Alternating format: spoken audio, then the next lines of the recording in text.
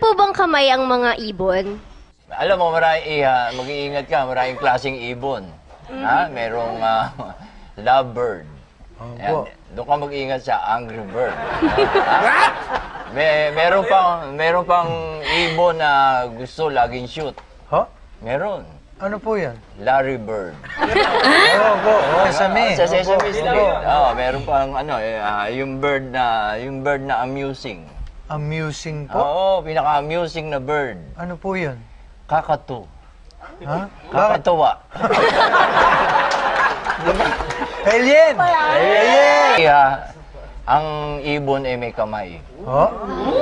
Pakinggan nyo ang nasusulat, 4-7 ng Carpenters. Why do, basa. Why do birds suddenly appear? Ayun. May kamay.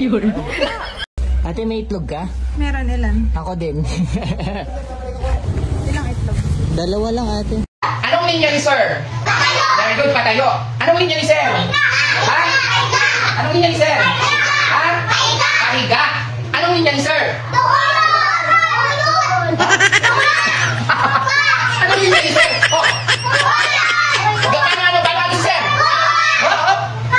Sawa. Linya ng ano? Paalon? Oh, paalon. Oh, anong linya ni sir? Ha? Ano nga patuwan? If you enjoy spending time alone, what type of person are you? Inverter. Ano ang English ng anak na lalaki? Sun. Sun. Ano ang spelling ng araw? S-U-N. Ano? S-U-N. Ano ulit? S-U-N. Spelling ng araw? Ay, A-R-A-W. P-A-N-A-S-O-N-I-C. Say basa. Rep. Spill the tea. T-E-A.